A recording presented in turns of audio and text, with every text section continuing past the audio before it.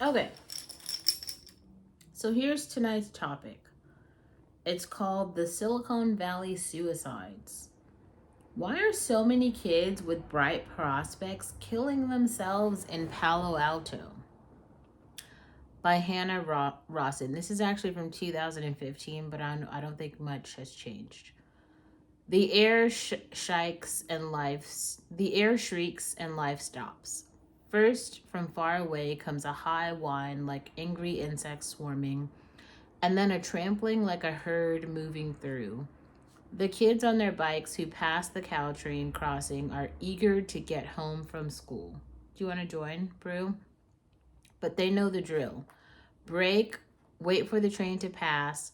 Five cars double decker, tearing past at 50 miles an hour, too fast to see the faces of the Silicon Valley commuters on board. Only a long silver thing with black teeth. A Caltrain coming into a station slows, invites you in. But a Caltrain at a crossing registers more like an ambulance, warning you fiercely out of its way.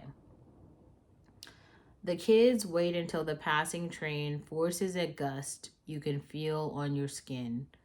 The alarms ring and the red lights flash for a few seconds more. Just in case.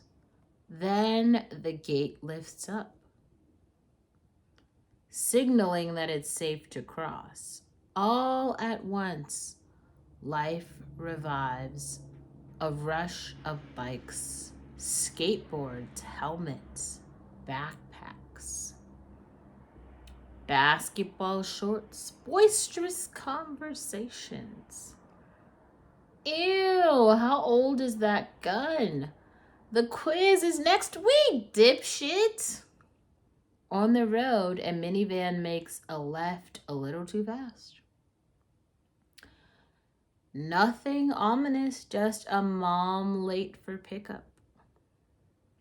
The air is again still like it usually is spring in Palo Alto. A woodpecker does its work nearby. A bee goes in search of jasmine, stinging no one. In many parts of town, you can hear the warning of a passing train just about everywhere. The quad at Palo Alto High School, the tables at Piazza's grocery store where kids from Gun High School hang out after school, the kids' bedrooms after midnight. A few students had gotten in early to take some photos dressed as Scooby-Doo characters, part of an annual volleyball team tradition. Now, one of them, Melissa C. Tho, was waiting outside the choir room for first period to start. Slowly, classmates began to join her through the windows. They could spy the teachers packed in there. In the other classrooms of Henry M. Gunn High School, about 1,900 kids waited. After a few minutes, the teachers filed out, each holding a sheet of paper, none talking. Alyssa took her seat inside. It was November 4th, 2014, a few days after homecoming and maybe a month before college applications would start making everyone crazy. The teacher read a statement containing the words,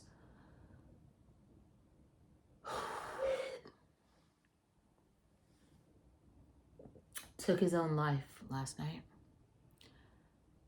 And then a name, Cameron Lee. Alyssa's first thought, is this another Cameron Lee at our school? Because the one she knew was popular and athletic and seemingly unbothered by schoolwork, an avid practitioner of annoying prank of turning people's backpacks inside out. Alex Gill got to school a little late that day and saw people crying in the hallways. The principal, Dennis Herman, stopped him and told him because she knew he was one of Cameron's best friends, and he fell to his knees. He thought about a text Cameron had sent him the day before. Cameron had gone to tryouts for varsity basketball, but hadn't gotten his required physical, so we asked whether Alex thought he could get in to see the doctor the next day. He must have sent the text only a few hours before he died. In her creative writing class later that day, Taryn Wilson asked how many people were friends with Cameron, and a third of the students raised a hand. She then asked how many people had been in a class with him, and everyone's hands went up. The kids were usually silly and joyful, she later said, but that period they were utterly and completely silent. The morning the school's district and superintendent Glenn Max McGee called Kim Diaro to the principal of the system's other public high school, Palo Alto High, to warn her, this is going to hit everyone really hard. McGee was new to the district that year, but he'd known the history when he took the job. The 10-year suicide rate for the two high schools is between 4 and 5 times the national average. Starting in the spring of 2009 and stretching over 9 months, 3 gun students, 1 incoming freshman, 1 recent graduate, had put themselves in front of an oncoming Caltrain. Another recent graduate had hung himself. While the intervening years had been quieter, they had not been comforting. School counselors remained overwhelmed and overloaded.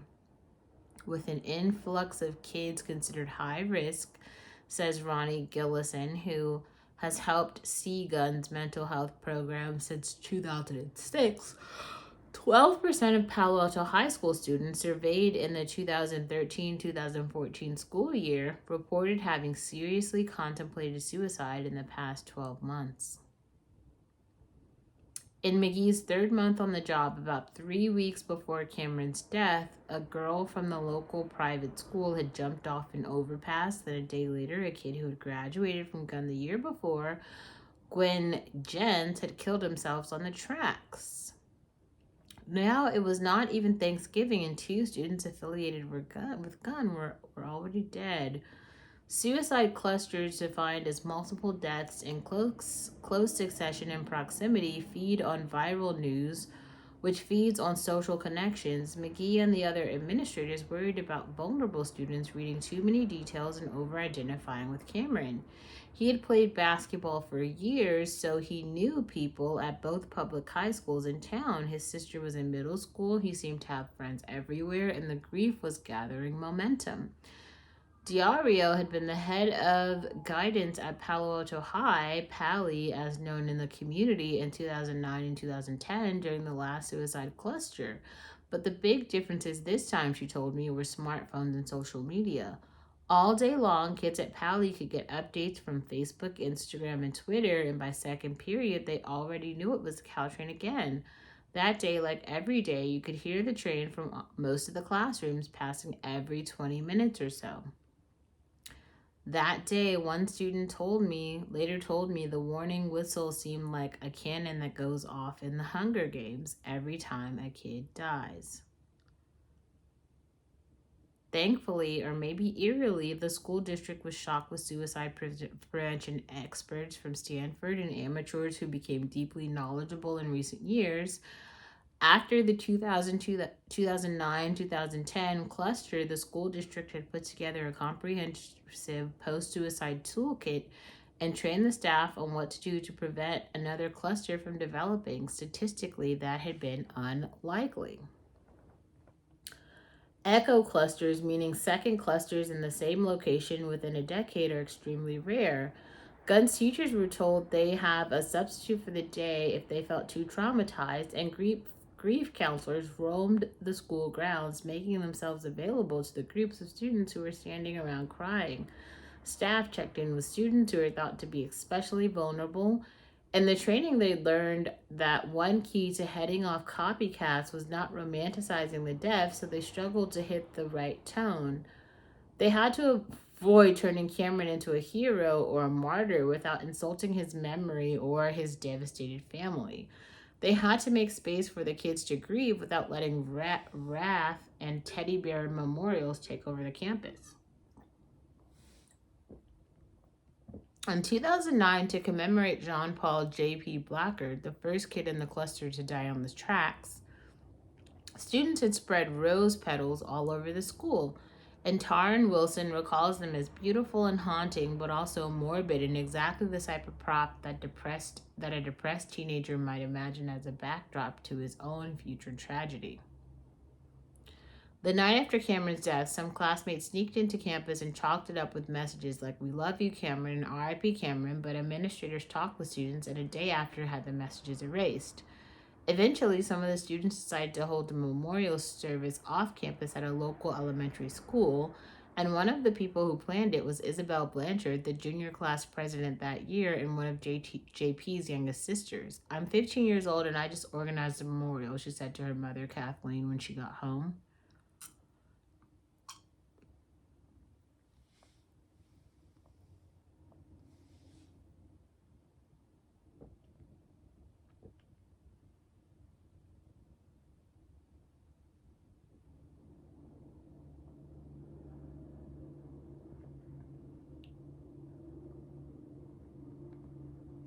I kind of want to go on here because I feel like it's telling the first part of the story, and I want to tell you guys the second part of this story because it kind of gets to, it's kind of a long story, and I don't want this video to go on for 30 minutes. If I were to finish this article, it's going to take us at least, I don't know, maybe 45 minutes.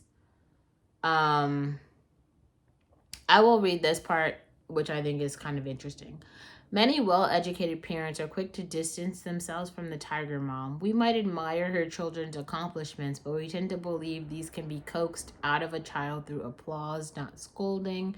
In fact, this particular combination of lavish praise and insistence on achievement defines our era of protective, meritocratic parenting, but it turns out that this combination can be just as hard on a child's well-being."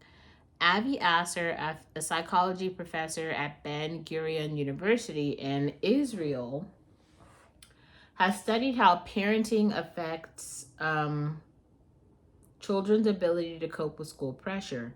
"Providing praise and love when a child performs especially well can look like healthy parenting," he says, "because parents are giving the child more of a good thing. But if praise comes only when a child succeeds, the child is likely to develop a sense that his or her parents' affection depends on good grades or touchdowns or mastery of a religious text or whatever a parent's priorities might be." The Israel high school students Asser and his colleagues studied who perceived their parents as showing warmth only when they were acing school were described by their teachers as showing little intellectual interest in subjects that wouldn't be tested. They felt deeply hurt when they got a bad grade. They internalized their parents' priorities, and though they felt conflicted by them, they didn't quite know how to break free. So in Asser studies, kids identified with statements such as, "Sometimes I feel that my need to study hard controls me and leads me to give up things I really want to do, and I often feel a strong internal pressure to exert control over my negative emotions, even in situations where such control is not necessary." So we will finish this tomorrow, but I just want to start there.